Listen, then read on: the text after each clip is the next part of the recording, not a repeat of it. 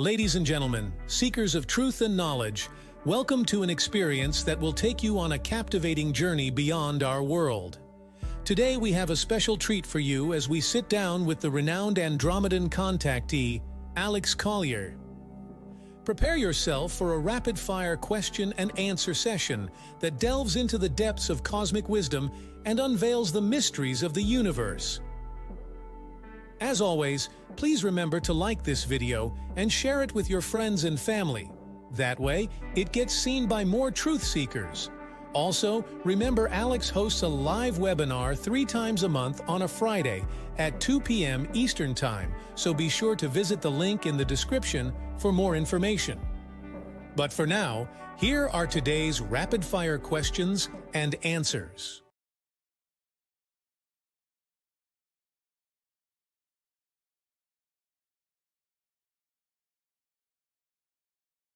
In last week's webinar, you mentioned that we would be getting assistance concerning multidimensional attacks. Could you please elaborate on that? What kind of help would this be?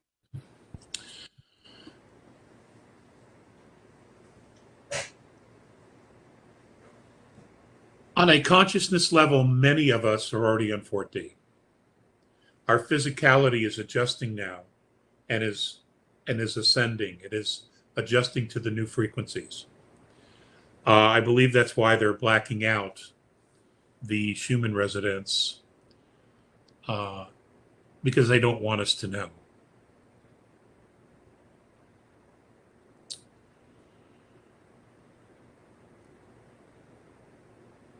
Those on fourth density that are here assisting, and we'll call them the Alliance. Those that are here that are assisting are very familiar with lower fourth density astral entities. And there's a lot of trash there. There is some very serious darkness that exists on that level. They're already in the process of helping and assisting. And essentially what they're trying to do is they're trying to clear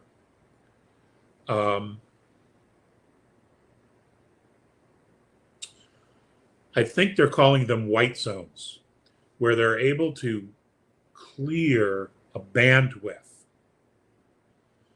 between upper third and lower fourth. It's almost like a fencing. And what they're doing is that this area, this white zone vibrates at higher fourth density.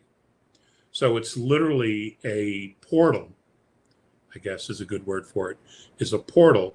And those of us moving into fourth will be directed or steered into this white zone as we continue to evolve. And all the riffraff and the trash that would normally be attacking and trying to suck your energy would literally be held at bay. And I understand that there's going to be 11 of these portals, these white zones. And they're going to be set up all over the place, all over the planet. And this will also apply to those who transition from physical life into the afterlife. They will be directed through these white zones. So they will immediately move into upper fourth density. You know, as much work as they're doing, they're still clearing things out.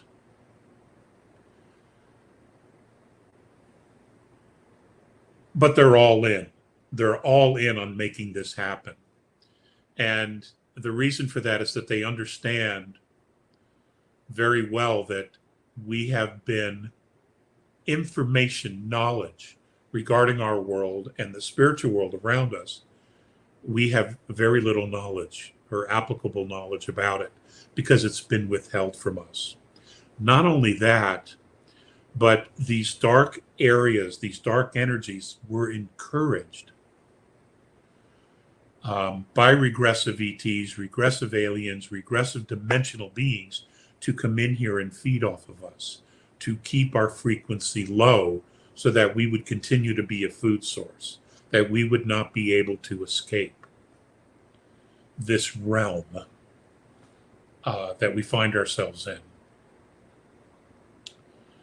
So that's why we're getting the extra help, the extra push, the hand down, to lift us up. And it's going to be okay. It is. We're going to be learning a lot, as we already are. But we're going to be learning a lot about all the things that we have been living with and simply didn't realize was there. And there's going to be a lot of oh my God moments. There is. And it's already begun. The oh my God moments have already begun. As we continue this process, we're seeing things. There are people photographing with cameras, videos, their phones, CCTV, these entities, ultraviolet, infrared, these entities that are around us that we can't see. Well, they've always been there. And as we continue to move in frequency, we're going to be able to see all those things ourselves in the physical, but we will know what to do. We will know how to keep them at bay. That information is making its way to us in a multiple of different ways. Just remember, though, that you don't want to be in fear. There is no reason to be in fear, because it is the manner and custom when entering one space that permission be asked. If you declare your sovereignty, they cannot screw with you. It's that simple.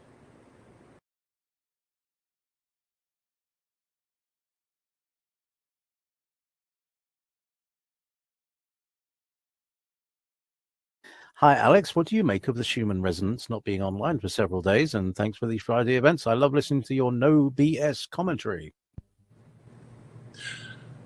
Oh, well, thank you. It's nice to have you here, Sherry. I believe the Schumann was off 8 or 9 days in a row. It was they kept those numbers away from us. Like I said earlier, there's a lot more going on here than we realize. And again, I think, the ultimate lesson here is for us to self-empower ourselves. Do we need the internet to give us information? See, that becomes a crutch. Because what happens is we continue to gather information from outside of ourselves. And when we no longer do that, when we gather information from within, and we know what it is and we trust what it is, we trust what we're getting, we're trusting and building more and more confidence and reliability in our own intuition, and we don't need this technology.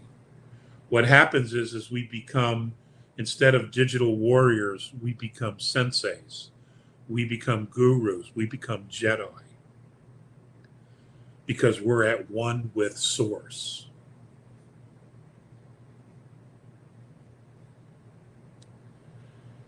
And we stop wondering, and we move on a path of knowing.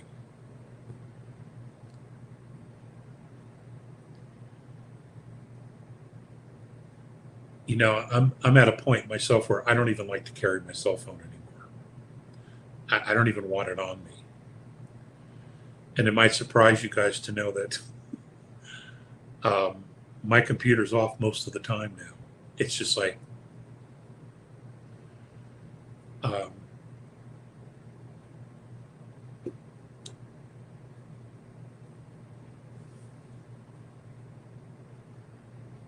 I don't know if there's any more that I could add to that. There is going to come a point where you're just going to have to trust yourself to know what it is that you need to know. You know, there's talk about the grid going down, the internet being taken down. Oh my God. I would so love to see the young people with no internet. Their phones won't work. There's no video games. There's no TikTok, no YouTube. They're just going to have to talk to people. They're going to have to be in their own head. Personally, I think it'd be a blessing. You know, even for my kids, I think it would be a blessing.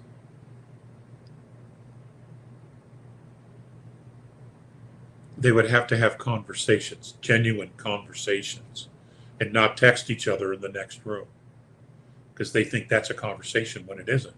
There's no exchange of energy. You know.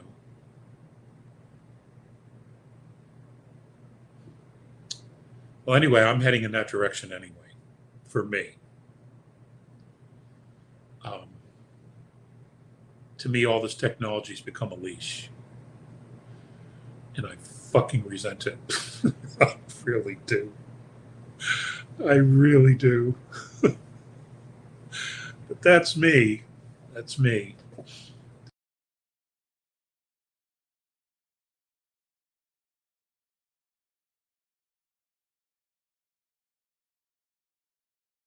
When viewing Earth, planets, and solar system from fifth density, is it nothing like what we see because we're collectively creating from 3D a lower vibration? Do the Andromedans see something completely different than we do? That's a great question. That's a really, really great question. Yes, they do.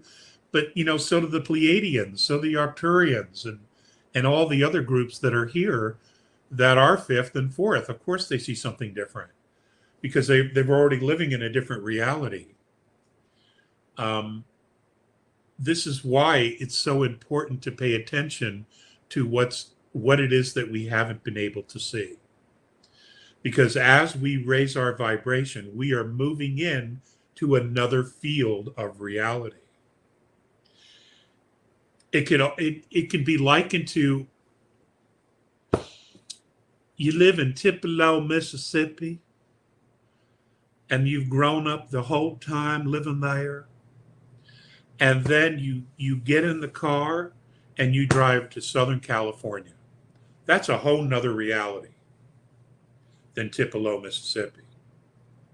And what it is you experience the change. You see things you hadn't seen before. You become aware of it. You interact with a very different type of people with a different type of mentality. And what happens is you adapt. You incorporate what you're learning and experiencing. And then let's say you go to Canada, which has a very different culture in a lot of ways. And their perspectives are different. And you incorporate that and you adapt. And then you go to Paris or you go to France, where you again have a very different culture, and you adapt and you incorporate what you've seen and learned there. That is the best analogy at the moment that I can give you. But when you're dealing with other races and other dimensional frequencies, what you're dealing with is not necessarily just culture, but frequency. And that's why this has to happen the way that it's happening, because as we begin to remember our multidimensional selves, we're also stepping into another dimensional realm, another frequency. And the consciousness that we take with us, we will be creating in that realm. And we are responsible and will be held responsible for what it is that we create.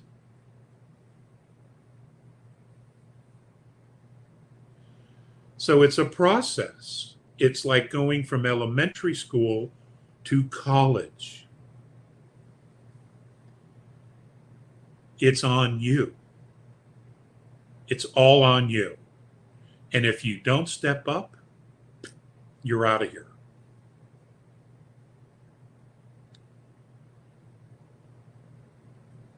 Not literally, but I mean,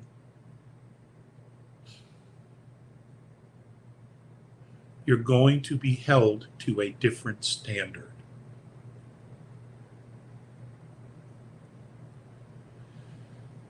And because most of us are from those levels anyway, there is this period where we're going to be remembering. It's not like we don't know how to do it or we've never experienced it. We have.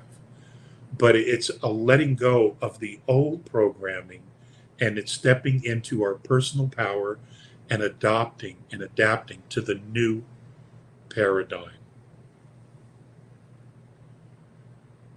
When you die and you don't come back, you're in that new paradigm. You already know. There is just a brief period, and I don't even know how to time it, where you see your whole life, you understand what the earth experience was about, but now you're in a completely different realm. And you're with those who have crossed over before you. And this could be very, very similar to that, except what we're talking about is that some of us will be taking our physicality.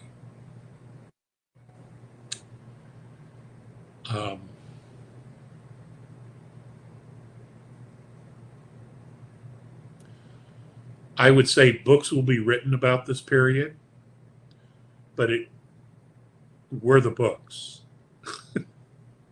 We're the books.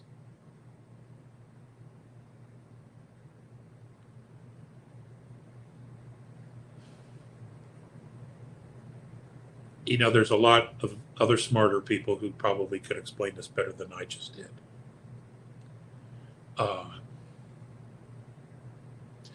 And I'm sure that they will come forward and do that, and I would appreciate that, because I want us all to get this. You know, I do. I want us all to get this. I don't want anybody left behind. But I'm also aware of the fact that everyone makes their own decisions. And in the reality of things, you can't force anyone to do anything. It's on them, ultimately. You know, you can lead a horse to water. That's all you can do.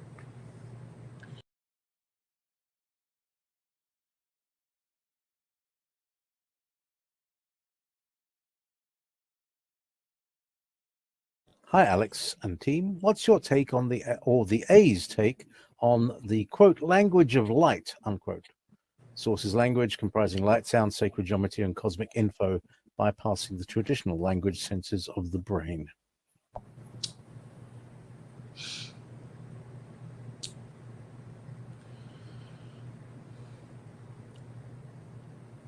Light language, the language of light, which encompasses everything, is a conversation that is constantly running between source and us.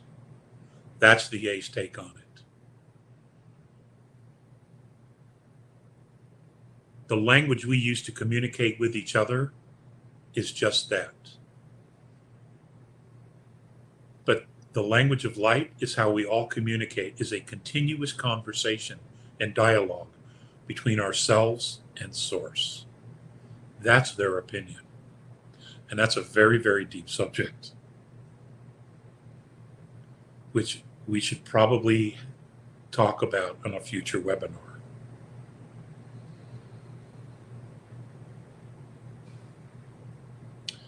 That noise we all hear, that isn't tinnitus or tinnitus, however you say it overseas, Is that sound part of the dialogue between us and source, the earth and us? Is there layers and layers of communication going on in that sound that we can't hear, but our souls can?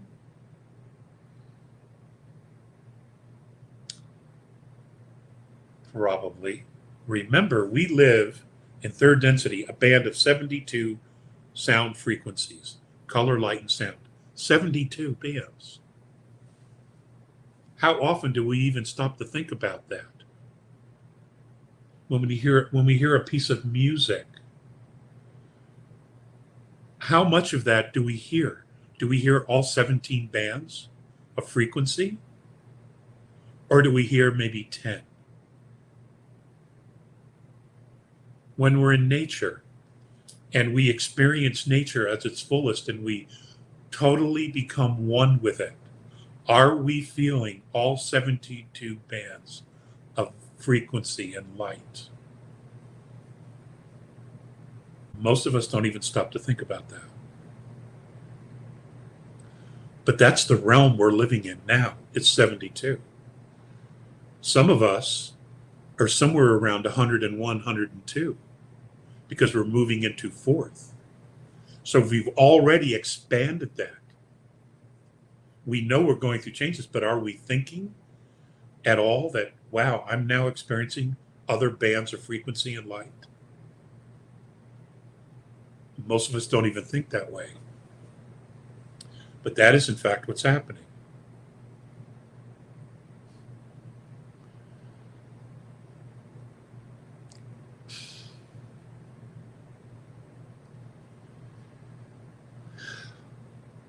That's a very interesting conversation to have.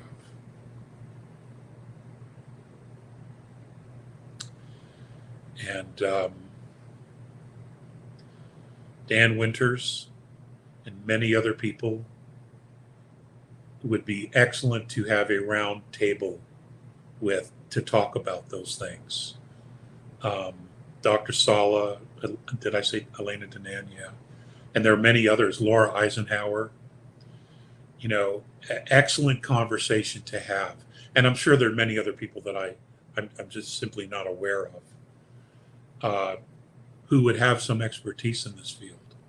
And that's probably a conversation we all need to start having. How to, one, experience and know the 72 band frequency we're living in, to become consciously aware of it all the time. And then the next level, what are we incorporating now? Because the Schumann resonance carries multiple levels of frequency in it and light. The Russians say that they've already been able to detect what they believe to be fifth density frequencies in the Schumann resonance. See, this is all stuff we need to know. This is all stuff we need to know so that we can learn to not to be consciously aware of it, so that we can begin to see it and incorporate it into our moment, in the moments. It's good stuff. It's great stuff. It's just remembering it all, It's just remembering to be present all the time and not get distracted with all this bullshit. It's a challenge. It really, really is. But that's what we came here to do,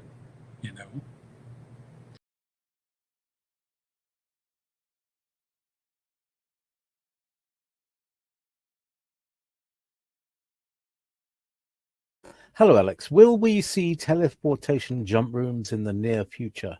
If so, how soon, and will this be available to all of us? Ah, yes, the old jump room thing, Andrew Bishago.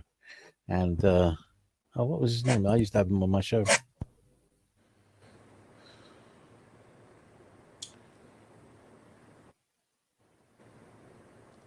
Now, when you say the near future, that actually deserves some interpretation. Is it possible that the next 10, 15, maybe 20 years we would see jump rooms? Yes. They would probably replace air travel, aircraft.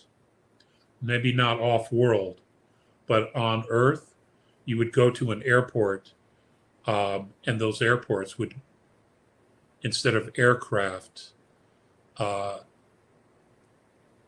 could foresee jump rooms that are connected to other parts of the planet. And instead of being on an airplane and flying for 11, 12 hours, you would go into the jump room and you would be there in a matter of minutes. I could absolutely see that being a reality.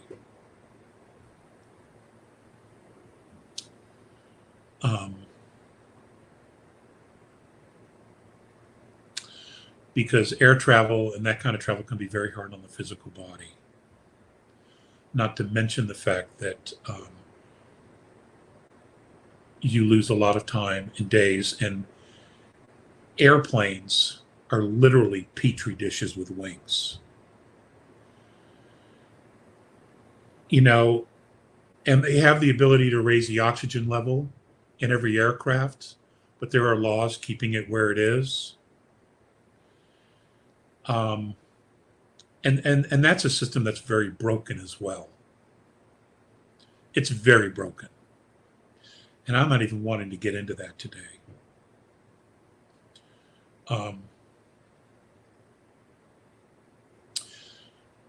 But yes, Miss M, I could absolutely see that happening. I don't know if it's in 3 or 4 years, but I would say maybe within 10, we would see the first jump rooms. That's just what I think. I could be wrong. You know, I'm not the amazing Kreskin who sees all and knows all. But a lot of things have to happen between now and then. Okay? Because a lot of this technology has been used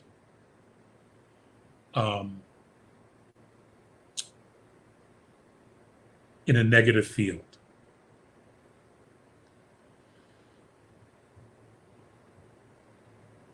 And that has to change. That has to change. There has to be a lot of re-education, and a lot of that technology has to be cleaned up before it's presented to us.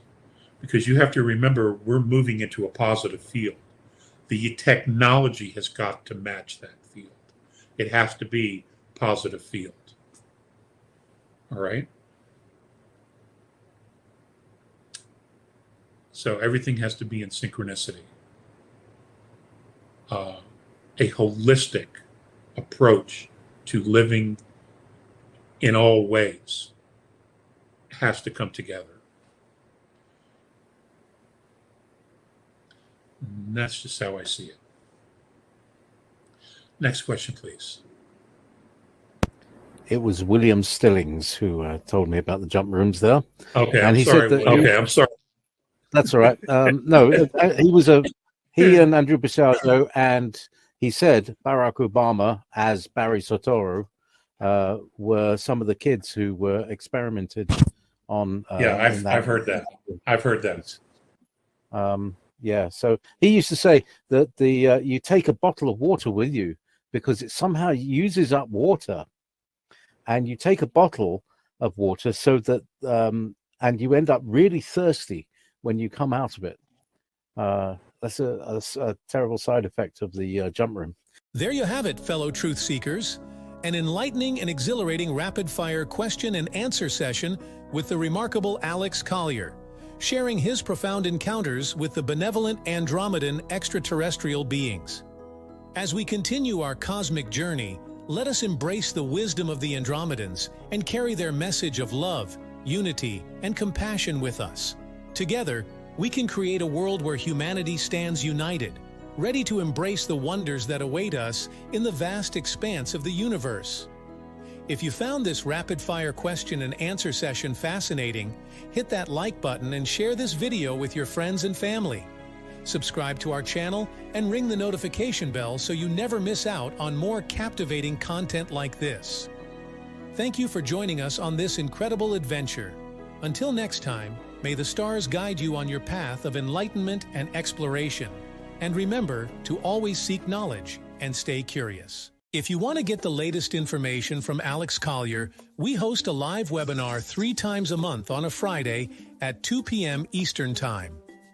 For more information and dates of upcoming live webinars, please visit alexcollier.org. Please click on one of the above videos to seek more of Alex Collier's knowledge.